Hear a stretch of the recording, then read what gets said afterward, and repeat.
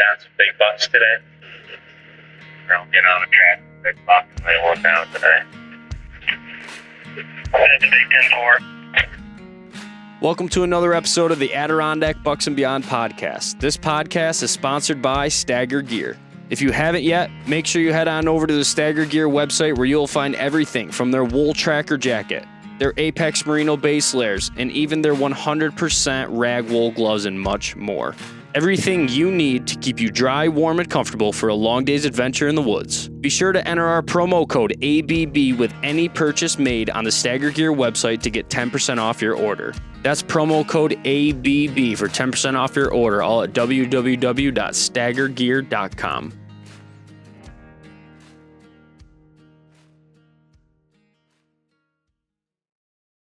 All right, guys, welcome back to the Adirondack Bucks and Beyond podcast. Been a little bit since we've been on here. Been a little busy in the woods. But today we are going to tell Brad's buck story. I don't know how we're going to do it yet, honestly. I was just actually talking to Brad, but I don't know how the podcast and video is going to play out, if I'm going to do two separate things or what I'm going to do, but we'll figure it out. But right now, you guys are going to get the story on the podcast. Yeah. We'll probably cover some stuff after that, too. Yeah, I've been telling Brad we have so much stuff to unpack that we've just kind of been saving up from this season. We've had encounters, stuff we've learned, gear we've been using that we really like. And we're going to tell you guys all about it here in the next coming months, especially once deer season ends. We'll be sitting down here doing some more podcasts, I'm sure. So yeah, looking forward to it, and we hope that everybody kind of understands that we've been busy just like them, just grinding it out in the big woods, and hopefully once you see some podcasts start dropping again, you'll enjoy them and get to listen to them. I know if you're anything like me, usually first thing in the morning when I'm heading up north to hunt, it is nice to throw on a podcast, but it's just family and work and really putting hunting first because you got to do it. It's just hard to find the time to podcast. So, Yep, and we also, I've been filming. I've filmed every single day I've been in the woods. Yeah. And this year I've hunted more than I've ever hunted in my entire life, which we'll get into in a whole different podcast. Yeah. But I've been filming every single day, so I will have videos to come out eventually.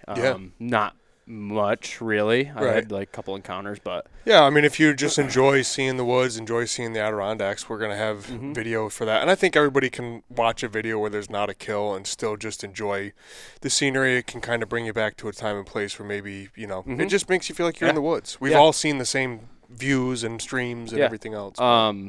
Definitely. I mean, someone who does that, and I have a funny story about him, is Isaac Young. Isaac Young. Wow. Just so happens, Brad and I were up way deep in a mountain today. We were way deep in a mountain. Honestly, we shouldn't even say way deep. We weren't way deep, but by the amount of steps and like up and downs we took. That's where the deep term comes from. It should have been equivalent to 10 miles. It should have been. It should have been. It was 7 miles on our phone, but it was all of 10 or 11, like on what the physical toll felt like at the end of the day. Yeah. So, anyways, we're up in this awful mountain, and we're coming down, and I'm like walking, and I'm like, I keep hearing whistling, and I'm like, it's got to be a bird. But that's a loud bird, and like I kind of look at Brad, and he's just still walking. I'm like, whatever.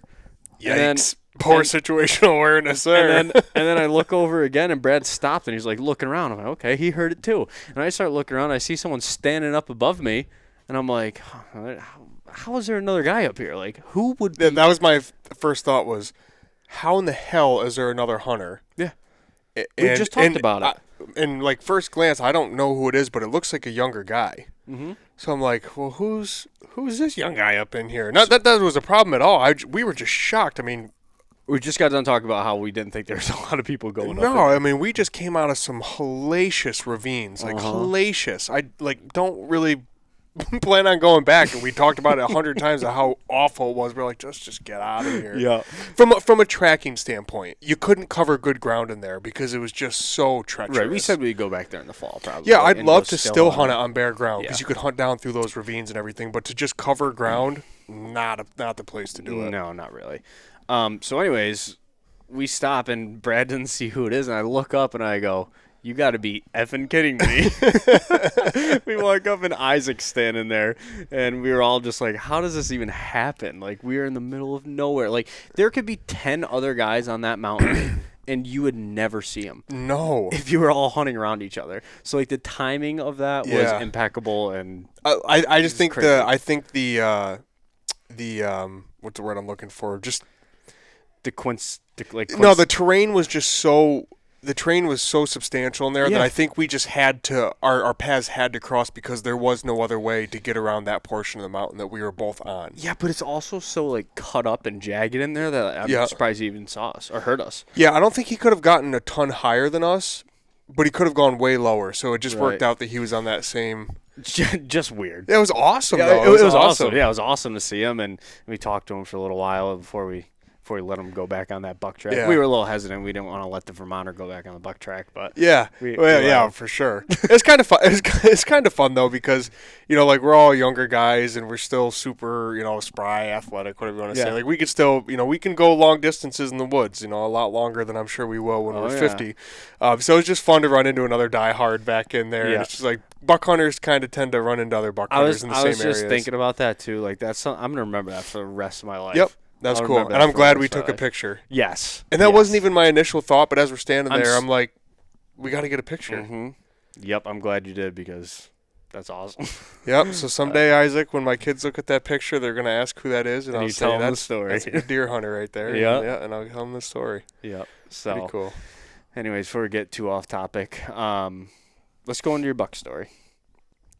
What day was it? It all went down. I believe it was the 21st. Okay. Yeah, and Corey and I were tracking in a different area. Corey and I were tracking maybe it was the that 22nd because I think Thanksgiving was the 23rd this year, and it was the day before Thanksgiving. Okay. So let's just say it was the 22nd. Highly anticipated day because there was substantial snow coming. Mm-hmm. Especially for that time in November because we get snow then.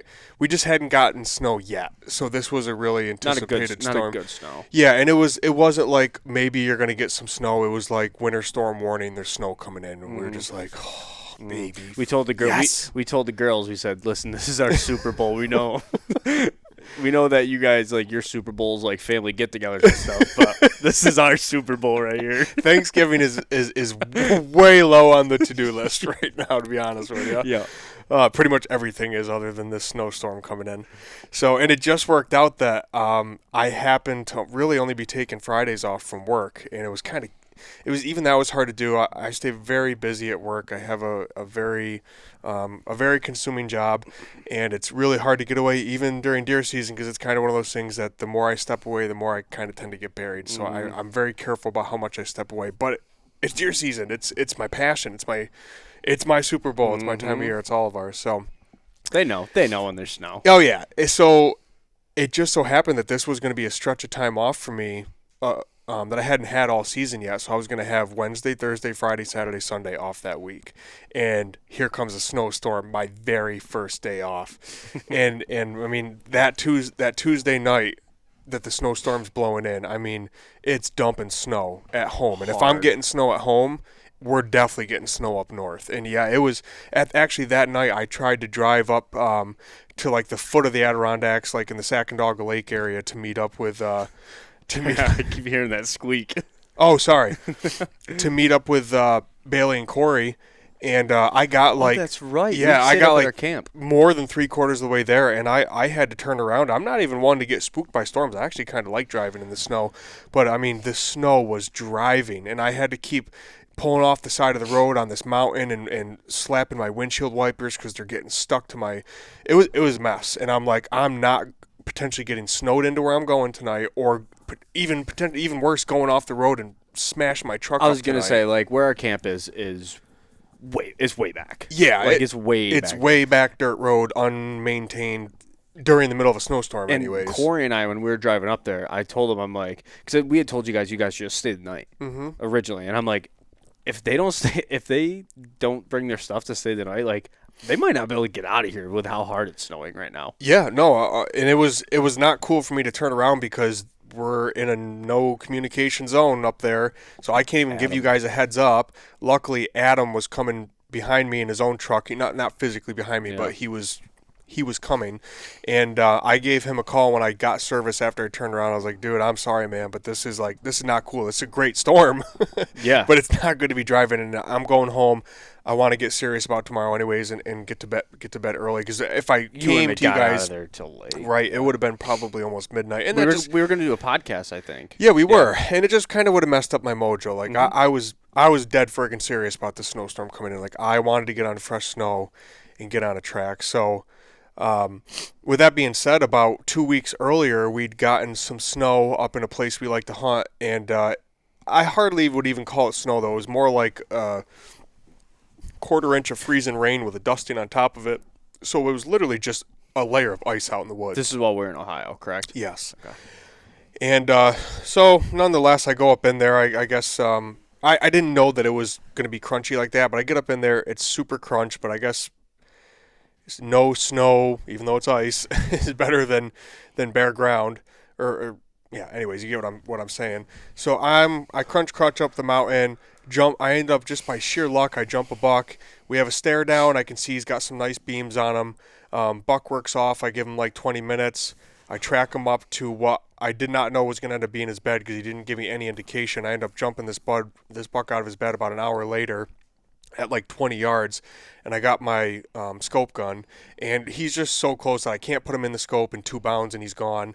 And I got a real good look at his rack that time. He was a nice buck. He was probably like 14-inch wide 8-pointer, but I would have been super happy with him. Yeah, for sure. And I should say, we'd been bare ground hunting real hard up into this point. I mean, dark to dark. We've hunted 8, 9, 10 mile days, going hard. We've hunted very hard this year. Yeah, we hunted. It was like Friday, Saturday, Sunday, grinding it out, back to work. Friday, Saturday, Sunday, grinding it out, back to work. So body and mind is just an overload. Mm-hmm. I try to keep up, or try to stay with that buck for a third jump, and I end up busting him out. I can hear him like 80 yards ahead of me, just going down the mountain. Now he's waiting on me, and I'm like, well, this isn't going to work in the super crunch. So it's about 2:30 at that point. I'm going to start kind of working my way back towards the truck. It's not like 300 yards later. I just happen to run into another buck in these like Christmas tree spruces, and I get a good look at this deer. He's got a beautiful rack, and about the time I'm trying to put my gun on him, again, 2 bounds, and he's just into the blow down thick mess, and that's over with. So nonetheless, though, 2 great buck encounters on the first time I'm on semi quote-unquote snow. Right. Up into that, You mentioned hardly this any is where deer our encounters. tent camp is. This is where our tent camp was, but I wasn't hunting out of the camp. Right. I was just hunting same out of the area. general area. Yeah. So with that being said, with the snowstorm coming in, I'm like, well, no brainer where I'm going back to. I'm going to go back right into that same area. Hopefully I can cut a track on fresh snow, and I'm going to be in business. So me and Adam meet that morning. Corey and Bailey Hunted up at camp. hunted up at your own, not tent camp, at our established camp. Yes, our real camp. Yep. I had a horrible day on the snow. Mm-hmm. Terrible. Yep. Tracked 1 buck and lost him within about 30 minutes with does everywhere, and maybe other bucks. I don't know, but yeah. Yeah. Corey had a good day. Corey, he shot at a buck that day, didn't he? Was it? Yeah, it was the same day. He shot at that buck. He tracked that. It's hard to keep everything straight. We've had such a long. I know. season. He tracked that one. He saw it, Mm-hmm. and then when he was tracking that one, He said it was like a Hail Mary, right? another one hopped up Mhm. and started bounding Mhm. away, and he took a rip Sometimes at you it. got to take those shots. Oh yeah, you know? yeah. Oh, I guess I didn't say when I jumped that second buck on the crunch by chance, in the Christmas trees there, I took like a pop shot looking down my barrel because he was so close. It was almost out of frustration at that point because he's like the second rack buck I've seen. It's the third time I've jumped a buck in front of me that day, and I'm not getting my gun on him. So I was kind of frustrated. And I just kind of looked down the barrel as he's disappearing into the spruces, just blew around down Yeah. through there. I never touched him. I mean, never even had a chance. So. Not even close. Yeah, it was just a frustration shot, honestly, at that point. It was really unnecessary, but in the moment, it felt like I should do that. Yeah, I mean, in the moment, everything's different. So. Yeah. I really just wanted my pump gun with the peep. I think I would have been in a lot better shape. So What do we always say? We always say you always want the other gun. when you have the peep, you want the scope. When you have the scope, you want the peep. No doubt. So the snowstorm comes in. Me and Adam meet in the parking lot. We're going to hunt different sides of the same mountain because it's plenty big enough. And he's going to kind of hunt towards the tent, and I'm going to hunt towards these areas where I jumped these 2 bucks up on about 3/4 up the mountain. Well, pretty damn near the top. But I got my peep gun with me because there's snow all in the trees, beautiful, fresh, like 5 inches of snow.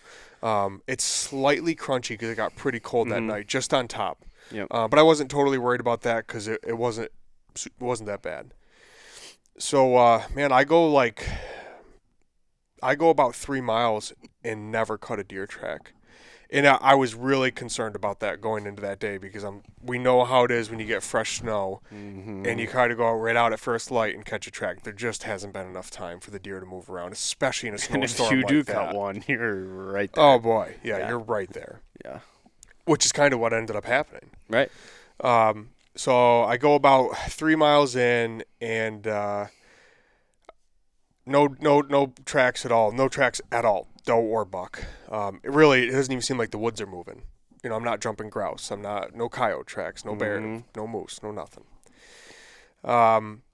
So I decide, well, that didn't work out like I thought it would. You know, I'm 3 miles in. I kind of was hoofing it, so I'm kind of already, I'm feeling it a little bit. I'm a little frustrated on fresh snow. And I say, okay, this is what I'm going to do. I'm going to take a giant loop here. I'm going to go on what I'm going to assume is about a 6-mile loop in addition to the 3 I've already done. And I'm going to swing way out below our tent camp. I'm going to go way out around this pond. I'm going to cover a couple other mountains that are smaller mountains, so they're easy to cover some ground on. They look small on a map. They do. But I'm on fresh snow, so my motivation is like way up there. I'm I'm willing to do this right now if it means cutting a buck track. So that in my mind is what I decide I'm going to do. And I don't know, maybe 20 minutes after I kind of decide this in my head, after I'm kind of looking over on my phone, make sure this is even a feasible thing to do. I'm just moving along the first mountain that I'm coming into, which is also almost more like a long ridge, but it's identified as a mountain on the map. And I come right onto some fresh tracks. All right, finally.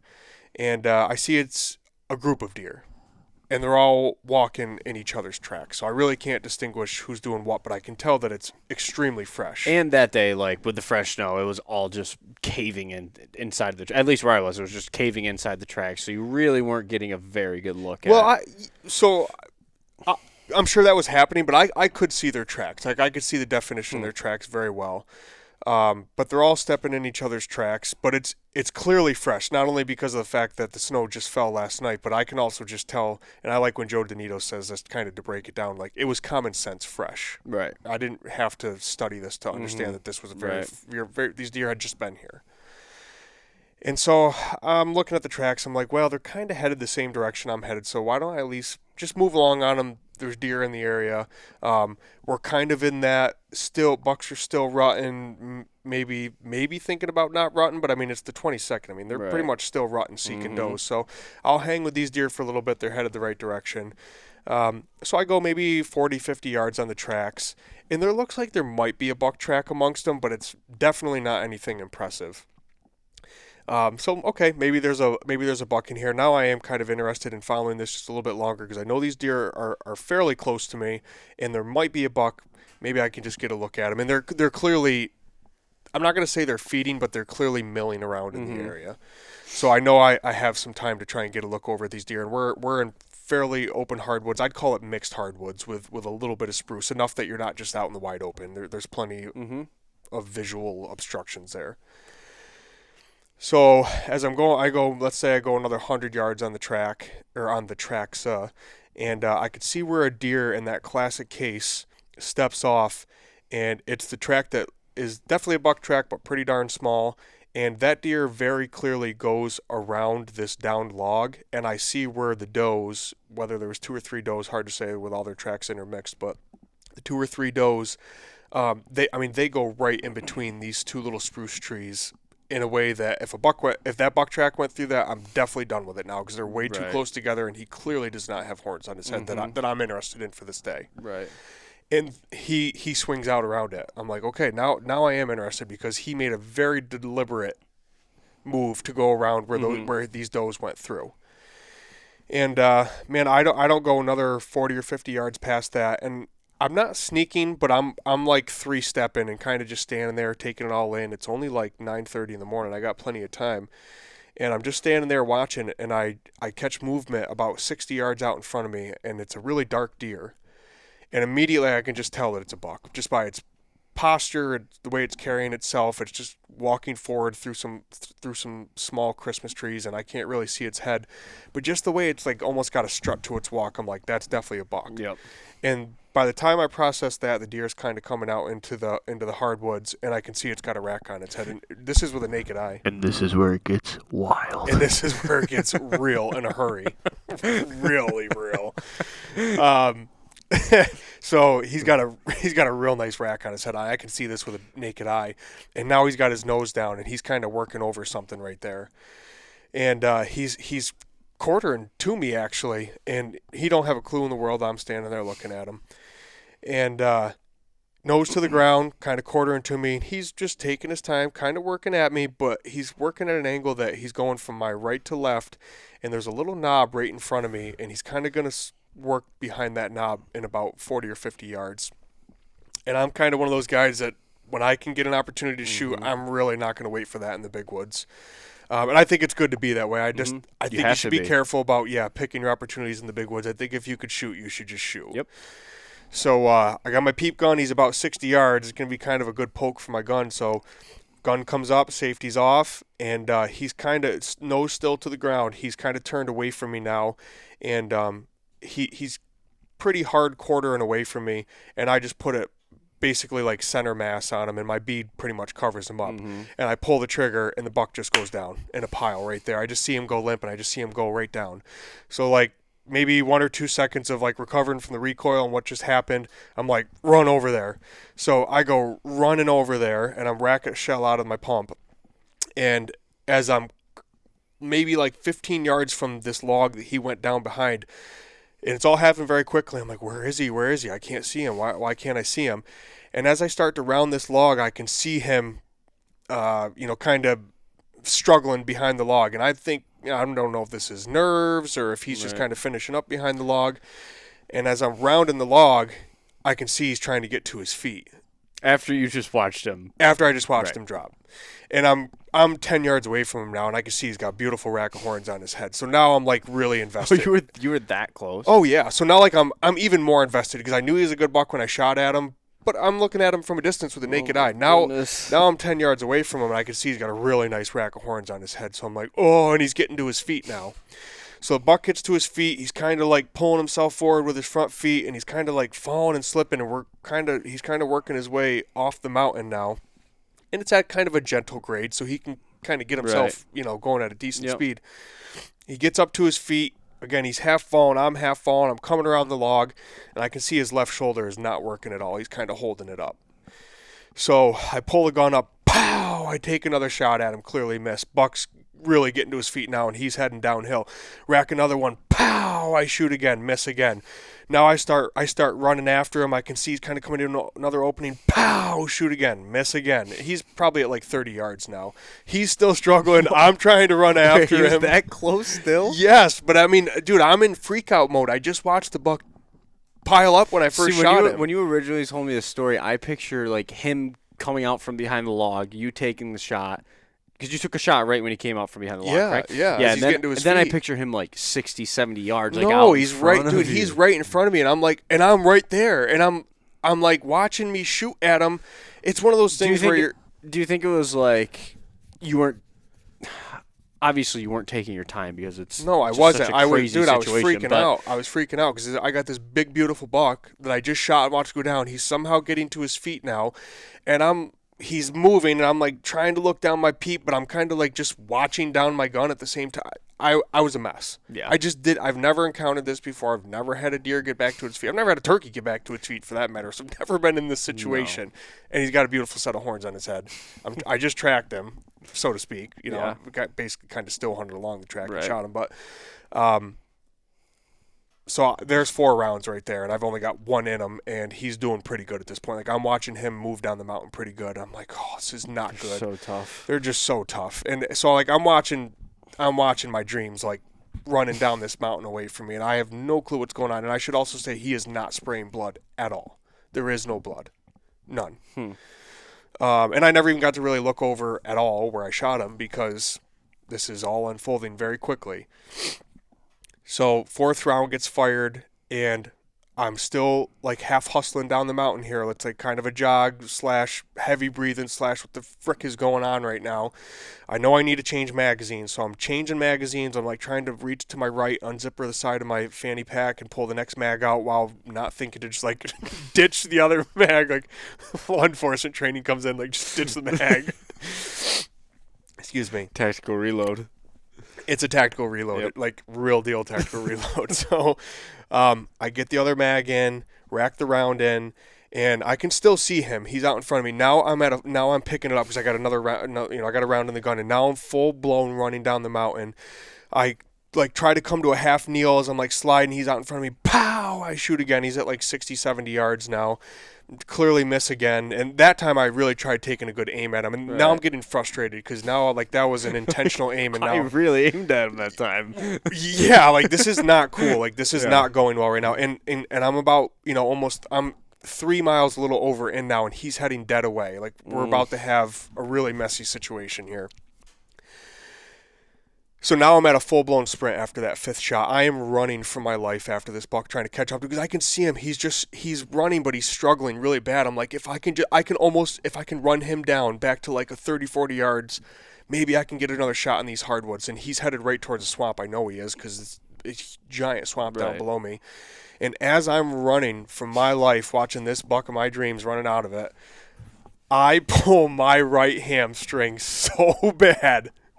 So bad, my right leg just goes. I feel a pop in my right hamstring. My leg just dies out from under me, and I just face first down into the snow. Just a full blown like, oh, with my hand just, oh. I would have paid to have someone with a camera behind you. Oh, dude, covered. Now I'm covered in snow. Now it's a real mess. Yeah, more than it even was before.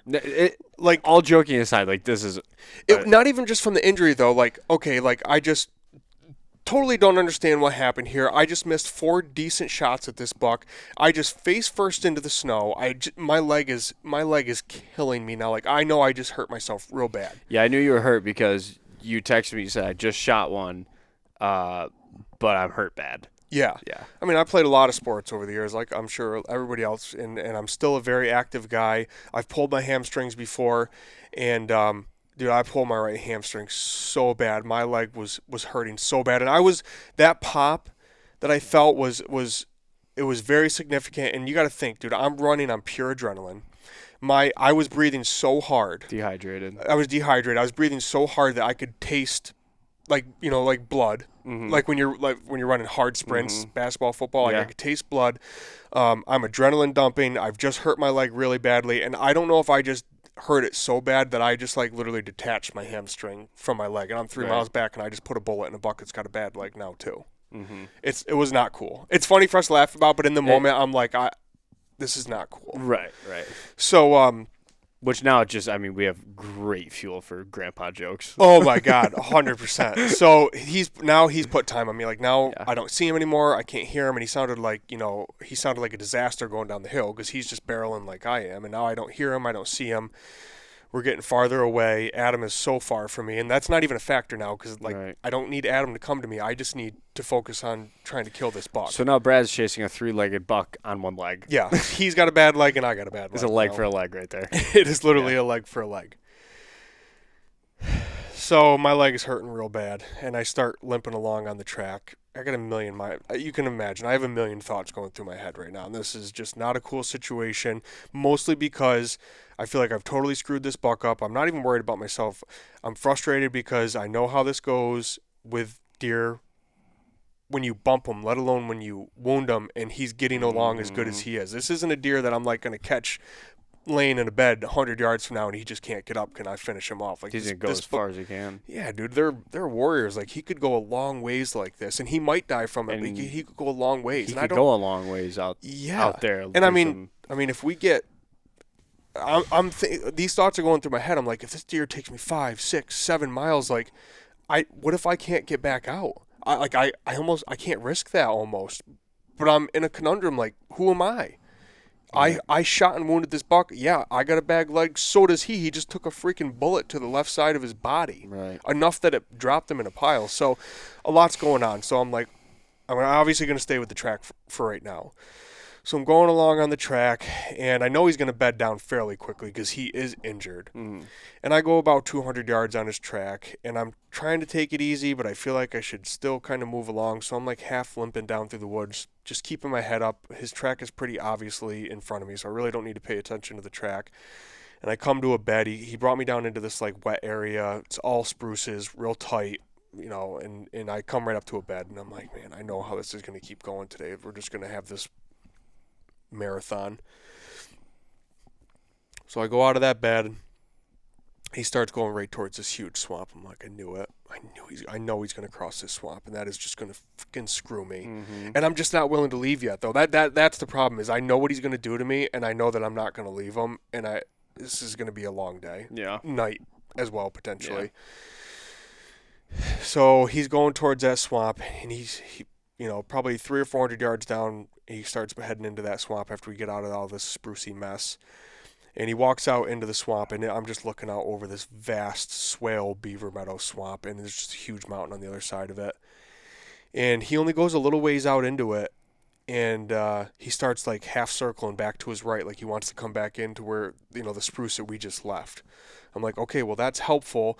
And at the time I'm thinking, this buck doesn't know where he's going if he crosses this beaver meadow. I'm just guessing. He doesn't know where he's going if he crosses over there, so he's not willing to leave what he knows right now because he's hurt bad. Not to interrupt, sorry, but we've talked about it before, like when you bump a buck so many times, and like this is different because you shot him. Sure. Like when you bump a buck enough times, we feel like they run out of like, oh shit, I went through plan A, B, C, and D. Yeah. Now I'm at E, and I don't have an E. Yeah, right. Yeah, right. And he's hurt, so like his, that's what I'm saying. It was his just different decision-making capabilities are like mine right now. Like he's struggling too to make a better decision, and I think he wanted to stay with what he knew. Right. And also, we all know too, just from tracking bucks, what happens when you bump a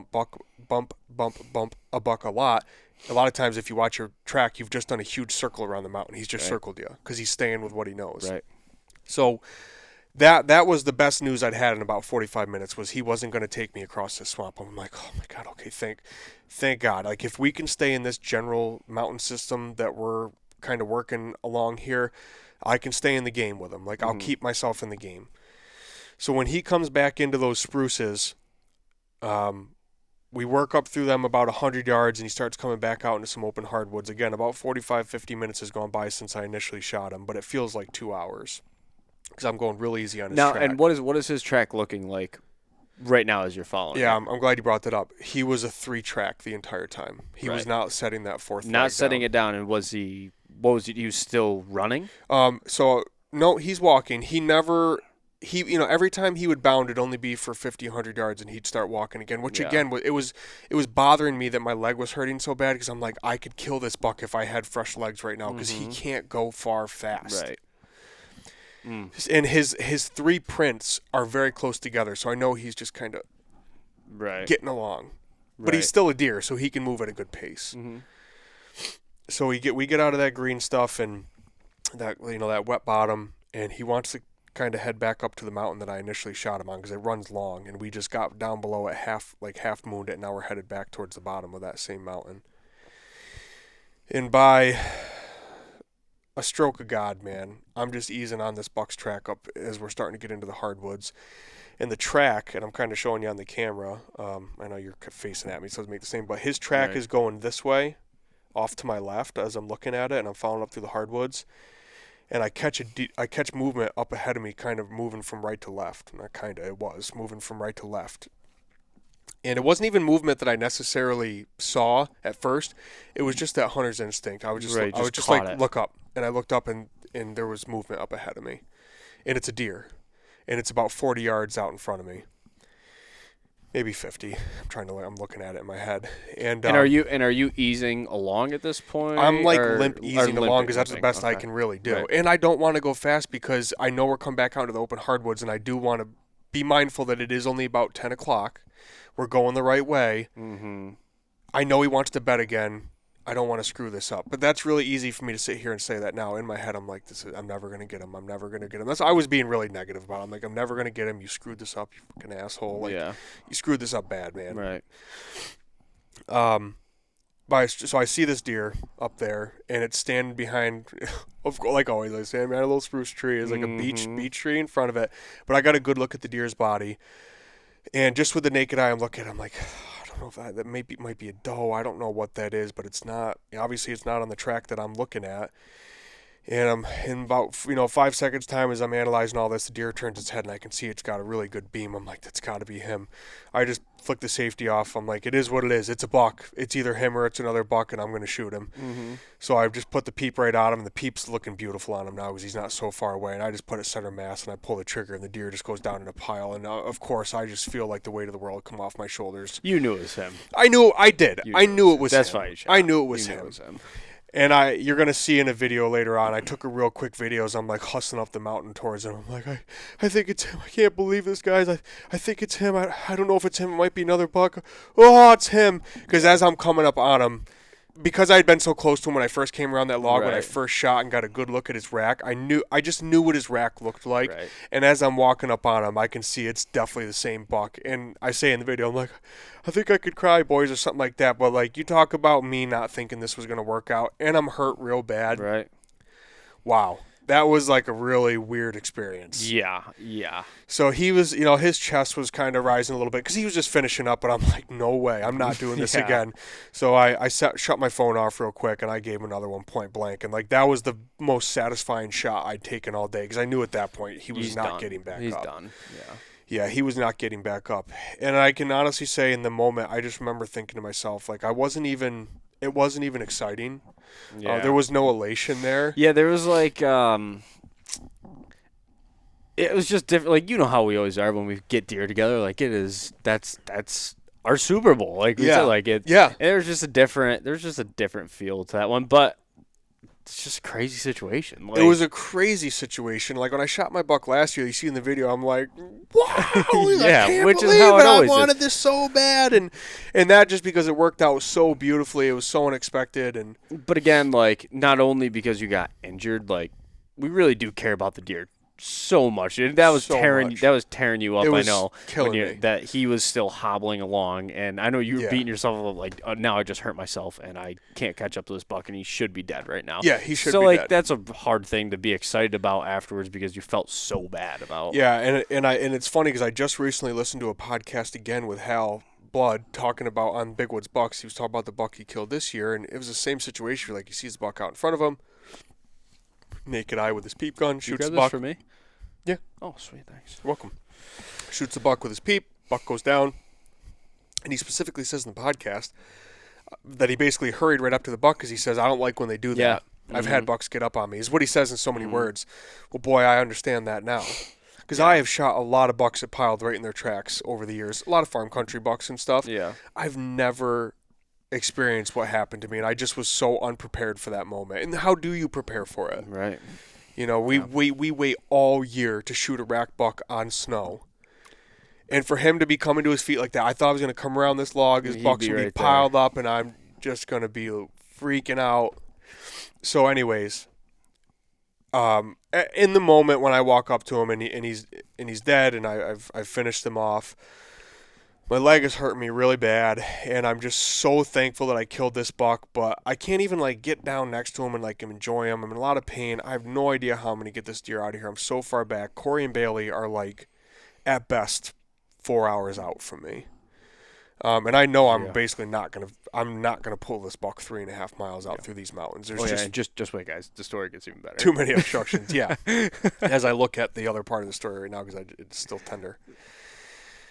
So I'm like, well, I got to get. I message everybody on my inReach real quick. Message my wife. I message Corey and Bailey. I message Adam, which I was already surprised at that point that I didn't have a message from Adam because I'd shot 7 times at this point. No, Adam was up there taking Snapchats of the snow falling. I've ripped off 7 shots from a short-barreled carbine, 308. And Adam never heard. He told me that he heard me, but it's like, well, did you? Because you never even messaged me.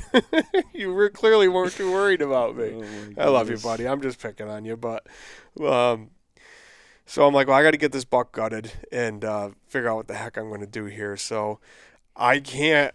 I'm doing it on the camera. If you're listening to the podcast, you can't see it. But like, my right hamstrings kill me. I can't really bend down. Like, I want to get down on the deer and like, kind of lay over top of them and get them all opened up, and I really can't do that very well. So, anyways, I get him opened up, and I get up inside his chest, and I'm reaching way up in there. And I'm going to cut his windpipe and start pulling everything out. I've gutted many deer, never caught myself, but I cut through the windpipe, and I just bury my knife into my left index finger, and I felt it immediately, and it was just one of those ones like that sharp pain. I just like ripped my finger out from up underneath his rib cage. And I had rubber gloves on. I pull the glove off, and my finger is just pouring that doesn't blood. even do justice to what it looked like. We won't even before. share the picture. If you want to see the picture, message me. I'll send it to you. It was gross. Yeah, I absolutely laid my left index finger open. It was just a huge chunk of. It wasn't even skin. It was meat. Yeah, meat hanging on by a little bit, and I just pulled it off, and my finger is bleeding like a sieve. And my immediate thought is, I have nothing in my pack to take care of this right now. Nothing. Toilet paper is all I had.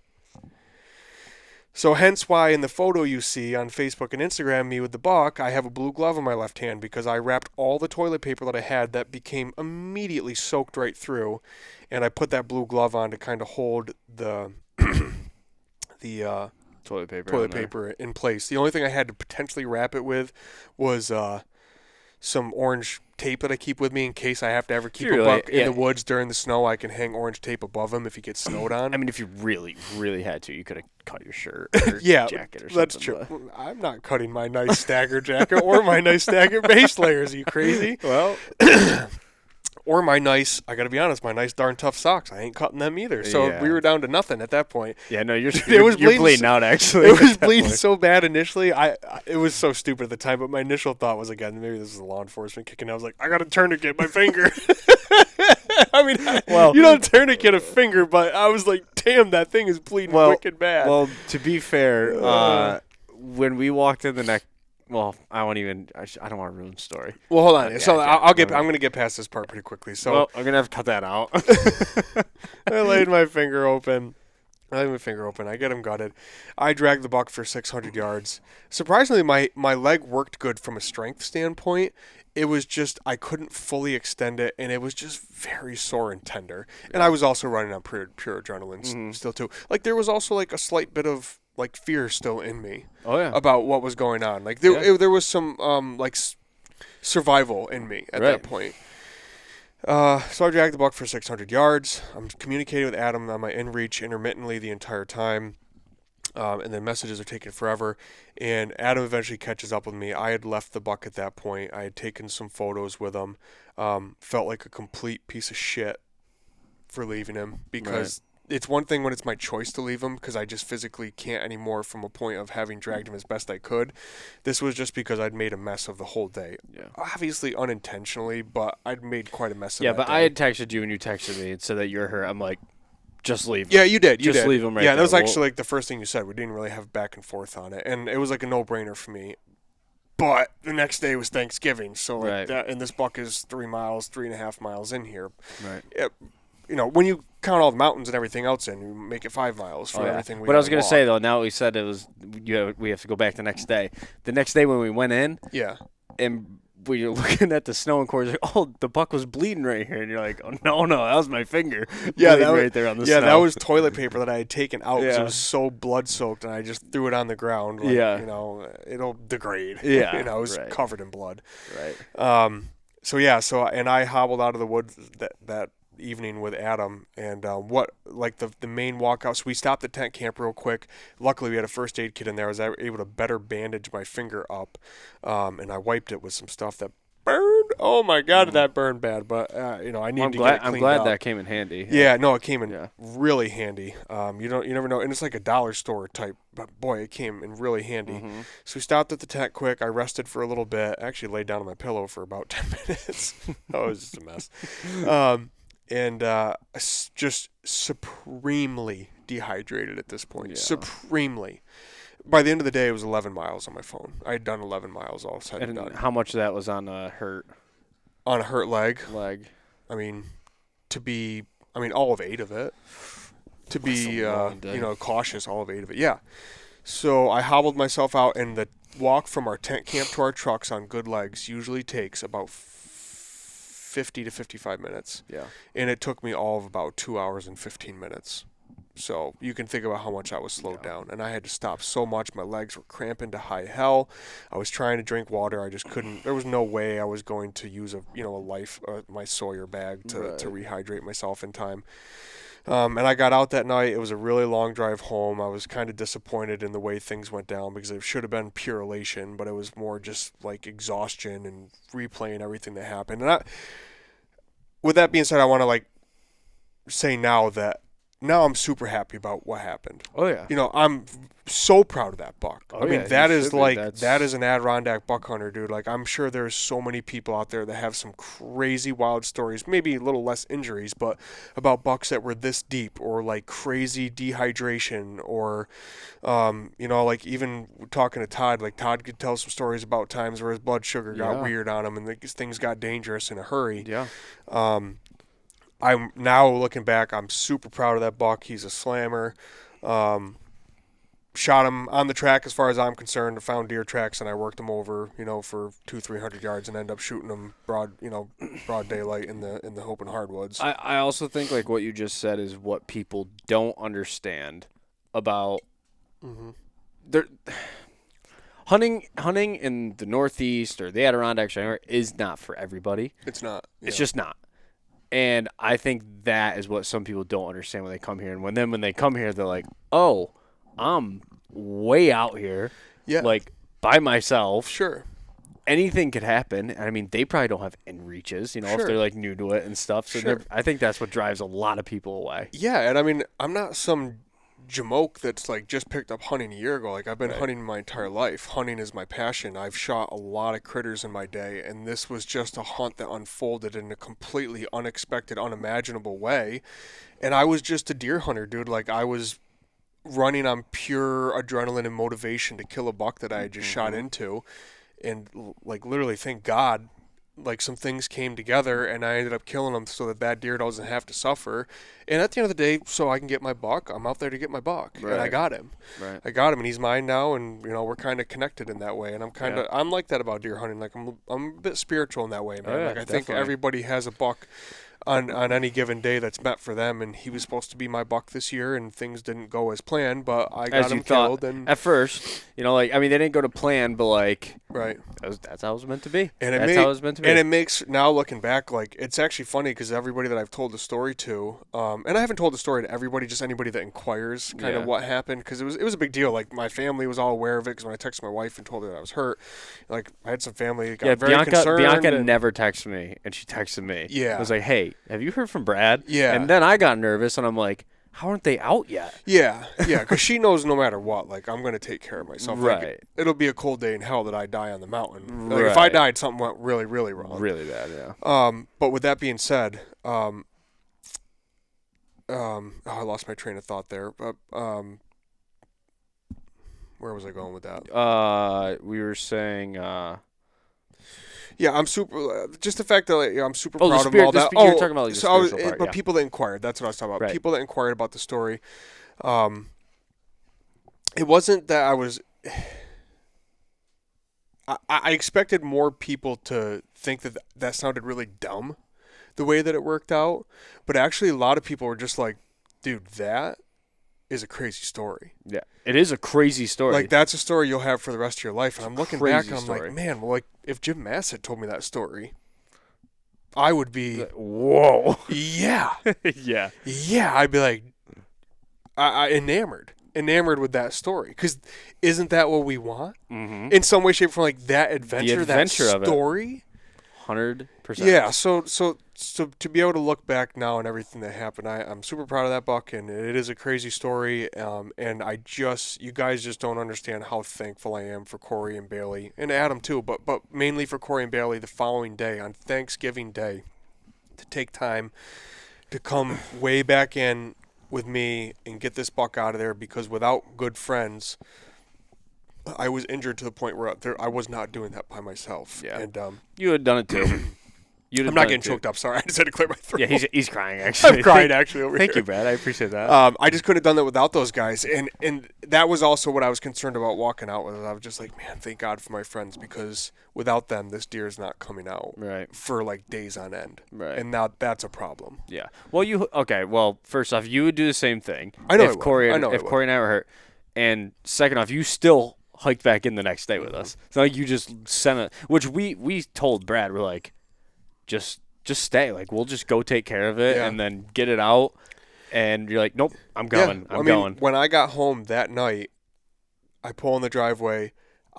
And we all know how it is when you've hiked a long day on good legs. Mm-hmm. You go that hour, 2-hour drive home, depending on how far you drove to hunt that day, and you get out of the car after being stagnant for a while, or the truck, and your legs just are like, we all do the same thing. You're like, ugh. So you get out of the truck and you just like, stiff-legged back inside. Man, I got out of my truck and my legs were bad. I was so dehydrated.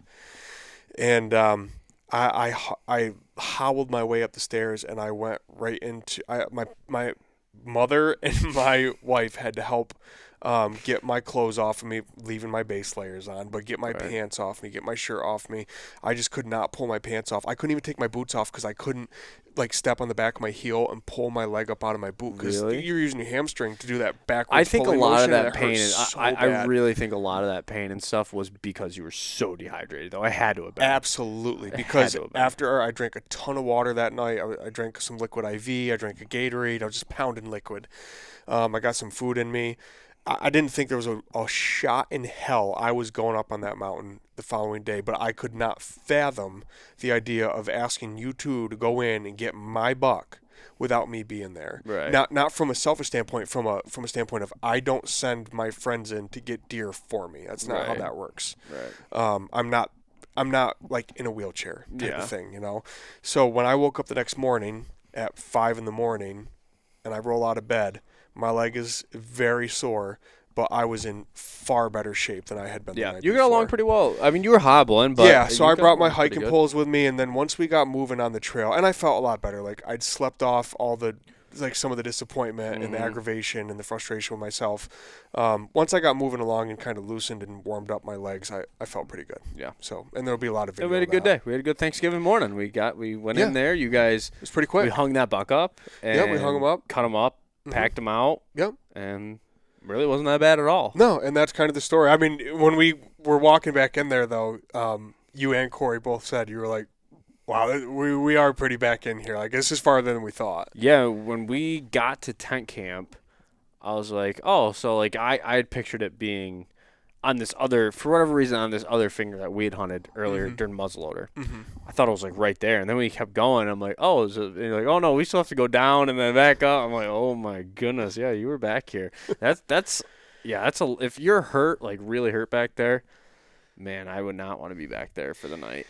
Yeah, and I'll just kind of end it with this: is that since we got into the Big Woods stuff 4 years ago, and we've just like totally jumped headfirst in it. We've met so many great people, and we've gone to Huntstock twice now and shook so many hands and like got to have conversations with people that we look up to, like Joe Donito and Hal and Jim Massett, and we got to meet all the 80K Cowboys, and those guys are friggin' as cool in person as you think they are, like on their Instagram page. And you know, Boak's is big and They're as big as you can badass a dude imagine. in person as you think he is. You know, Bush Latte himself. And, Yep. we just met so many cool people, but I can't tell you how many older gentlemen we've talked to that have said that they wish they were our age again, and they wish they could climb the mountains the way that they used to, or go as deep as they used to. And all I could think as I walked out of those snowy Adirondack mountains that night was that I better enjoy this while I'm young, because if I was 50, 60 years old right now, I'd probably be asking for somebody to come help me out, because I don't know if my body could withstand what I had put it through that day. Right. And I'll just say one more thing. I had one other person text me after I'd sent him a picture of my buck that's a close family friends of ours, and all he said back to me was basically, I don't remember word for word, but basically was, I'd give anything to be your age again. Yeah.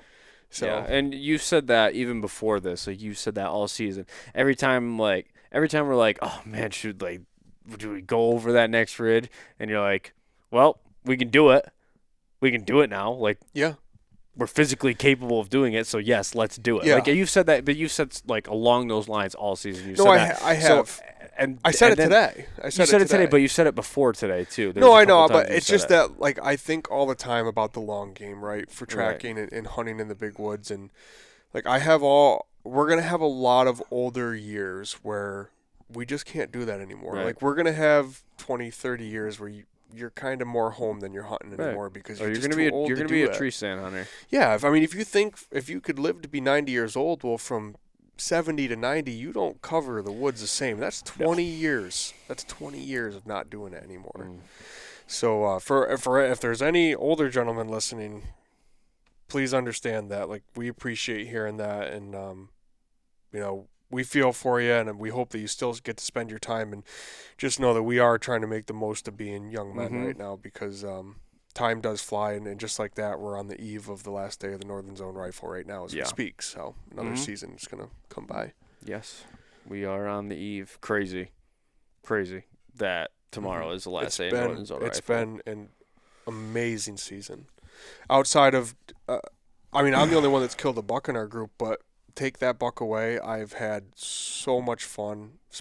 Me and you have spent so much time together. Yeah, we spent a lot of time together. Listen, man, dudes become closer spending a lot of time up on mountains together. Oh, yeah. We've had a really I think great if season, you just think man. back to some of the conversations we've had this year on the side of a mountain eating lunch or something, you just don't have those conversations other places. You just don't. Like, not in a truck, not sitting around with like a group of your butt, like, you just don't have them. There's something about going through struggles together. There's something about being physically exhausted on top of a mountain together, and just doing that. Yeah, and it's like, well, the reason you and I hunt so good together is because when I'm tired, you tell me to go, and I think whenever you're tired, I tell you to go. I feel like that's how I feel like when we hunt. Well, we also have, and Corey does too, but. With him being a father now, his time's a little bit more limited. But me and you and Corey, but me and you specifically, as far as what we did this year together, we just have motors that don't stop. Yeah. We just have motors that don't stop. Yeah. I especially right now, I've hunted on the snow for, like I said, this year I have been so fortunate. I have had the most time I've ever had to hunt in my life. And I've been on the snow for 10 days almost now straight. Yeah, we got so lucky with the snow this year. Almost 10 days I've had of snow, and I have not had a day where I've been under 8 miles. Well, what do we do today? 7, but again, like it's not bringing into account the territory that we're covering. Other than today, I'll say I have done over 8 miles or more, the most being like 12. Right. Not that I even care, because the buck I killed last year was my biggest buck so far, and I only went 3.5 miles that entire day. The miles don't miss. Right. But I'm just saying, like, what was I saying? No, I lost my train of thought. It's okay. Why do we do this every single time? Because we get very deep conversations going, and it's hard to keep everything straight. We're just talking about how our engines don't stop, and you've done 10 days on snow. So 10 days, and like, I've been feeling that hard, but I'm just like, I gotta go. I Mm-hmm. gotta keep going because I just know. I've said it every single day. I said, eventually, I'm gonna run into a buck, and I did. I caught up to one the other day. You and I came pretty close to that buck. Well, I mean, you had just bailed off because you had to leave, but I came pretty close to that buck the other day. Mm-hmm. Today was kind of a throwaway day. Mm-hmm. Tomorrow, gotta just do it. Just gotta go kill him. And we're just gonna keep trying, man. That's all that we can do. Yep. We have hunted seriously hard. We're just talking today at length about how our bodies are showing it. I mean, I'm a skinny dude to begin with, and I am looking pretty frail right now. Yeah. So on day oh man, it was like day 7, I think, and that was when I had done like an 11-mile day, and then like another 11-mile day, and then like a 9-mile day. And just all these days started compiling up and all these miles. And I was like, couldn't keep up on nutrition or even staying hydrated just because I was just shedding so much stuff every single day. Not really getting great sleep because I would go home and work at night, be up till 10, 11 o'clock. Yeah. And on like day 7, Corey and I went and tracked. And I just remember I was swinging my loop back to the truck and it was like noon. And I could hardly pick my feet. The snow was deep, and I could hardly pick my feet up. I'm like, that's not good. Like, Yeah. I could feel myself slowing down. Like, I could feel my body saying, we're not doing this anymore. Right. I'm like, oh, boy. So I get back to the road, and I'm, like, dragging my boots down the road. Get in the truck, and Corey's like, oh, I think we should go to this spot over here. And I'm like, I don't know about that. I'll take a nap and try. I woke up, and I just felt awful. Corey went hunting that afternoon, and I slept in the truck for 3 hours, sweating bullets in a sleeping bag. Went home that night, sweat all night long, and I told myself, I'm like, I need to hydrate tonight. I drank like 2 Gatorades, bunch of water, slept for 12 hours that night, woke up, felt like a new man. Yeah. Just so exhausted. It was just the from first going. real amount of rest your body's had in Yeah. a long time. Yeah. Yep. And like proper hydration. Yeah. And, and I had a good meal that night, but it's crazy what these mountains take out of you when you're going as hard as I shouldn't say as hard as we do, but Right. Yeah, as hard as anybody, but as hard as like anybody. any young guy that's just got like Right. a lot of drive and we have the time to some extent to do it. So we've just been pounding it out. And we've had snow for a really long time this year. I remember the first year that we hunted in the big woods, we had to drive like way to western Adirondacks to stay in the snow. Like we were in the old Forge area a lot, trying to stay in the snow. But this year it's like there's just been snow everywhere, and it's remained. And actually, this last round of snow we got's been the best because it's not freezing overnight. No, because it's getting warm. Yeah, it's getting warmer, or it's been raining on it a little bit and not freezing, so the snow's been staying like pristine. It's been great snow. Yep. Now you're just dealing with a mess of tracks because it's every day. It's Compiling building more tracks and on more it. tracks. And the tracks that we're coming across are deteriorating so fast. So It rapidly. is very difficult to decide whether or not that's a track we want to take or if that's a track that's old. Yeah, so I asked Corey today, actually. He came back. Corey shot at a buck today. He said it was nothing crazy, but just a nice little Adirondack buck. Sure. And I asked him, I said, what'd the track look like? And because what Brad and I are running into today is just every single track was just completely deteriorated, basically. And I got thinking, like, we saw so many tracks. Like, one of them was relatively fresh. I don't know which one, but Yeah. And Corey said that from the time he shot at it and the buck was running, he said his track was pretty well melted out. Sure. So The freshest tracks we saw today were at the highest elevation that we were all day. right. And the further we went down the mountain on those tracks, Melted out. yeah, they were becoming extremely melted out. Yeah. Which doesn't make sense that the track further back looks fresher than the track up ahead of us. Right. It's fine when a buck is making time on you. That'll happen. Mm-hmm. 5 miles later, his track looks older. I've seen that before. But this was like, 800 yards later down the mountain, and Right. this track is totally distorted now. Mm-hmm. And it was fresh as could be at the top. Yeah. So that makes it tough. Yep. That'll be our problem tomorrow too. Yeah. And so, we'll see what the day brings us. But nonetheless, it's been a really long year, and we've struggled to find mature big bucks this year. Mm-hmm. I talked to someone today too, and they said they've been, and this is someone who gets on big bucks pretty regularly. And he just said, he's like, I've seen 2 buck tracks that I really wanted to take this year. He said only one of them was fresh. Yep. The one was fresh, Joe, and was not. The day that we went in to pack my buck out, the day after I shot him, we saw some real nice tracks. Some of the nicer tracks I'd seen. Yeah, like looking back now, like we saw some really big buck tracks that day. Since then, I have yet to see anything that Joe Donito would call a holy shit track. Yeah, I've seen a lot of very standard buck tracks. Yeah, it'd be interesting. Like whoever's listening to this on YouTube or I don't know if you can even comment on Spotify. No, you can't.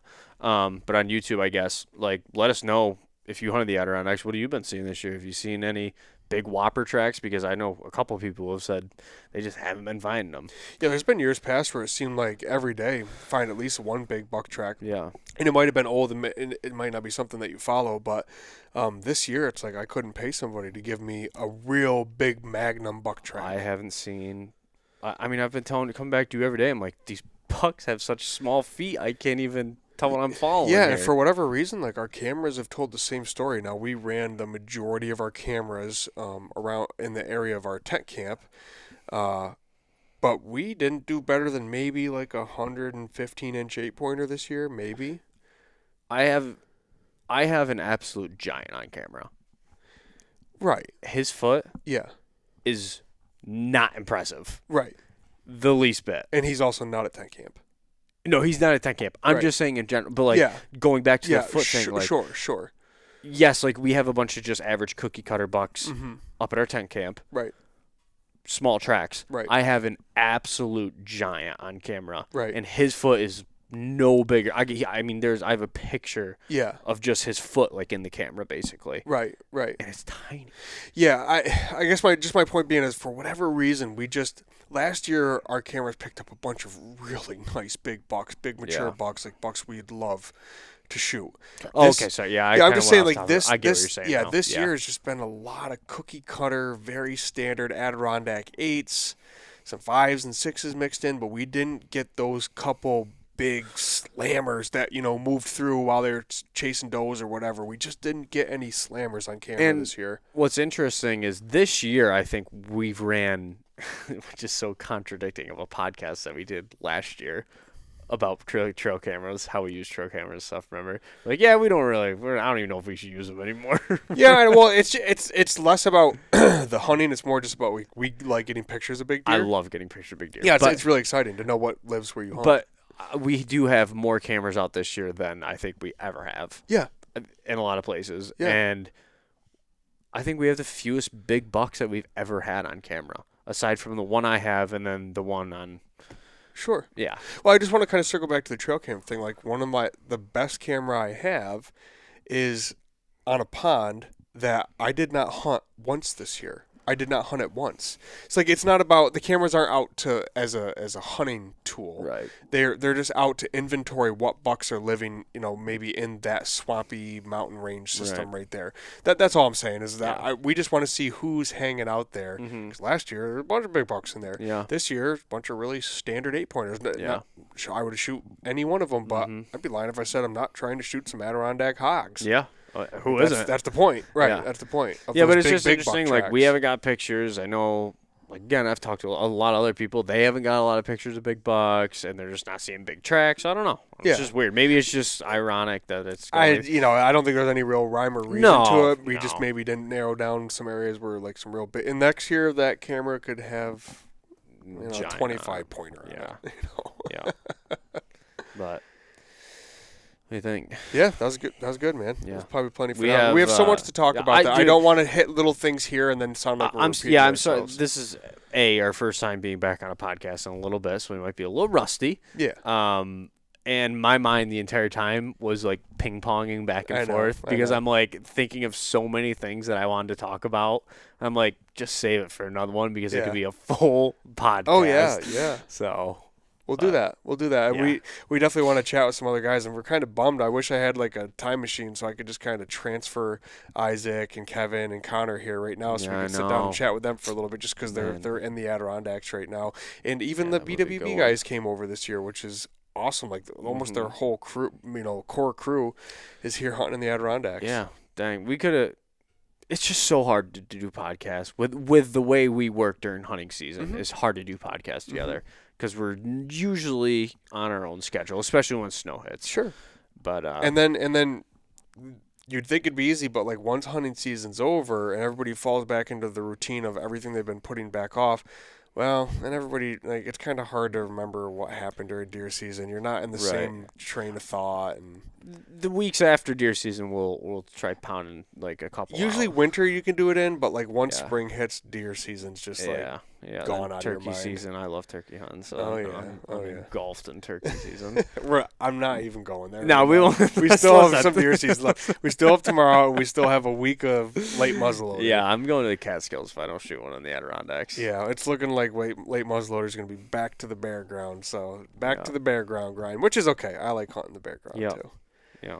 We'll see what happens. So, all right, guys. Thanks for listening. Hope you enjoyed that one. That's Brad's buck story. And catch you guys on the next one real soon. And keep an eye on YouTube, right? For the video. Yes. Well, again, I'm not sure what I'm going to do with it. I don't know. I don't know how I'm going to do it. Just follow the social media. Just follow. You'll figure it out. See ya.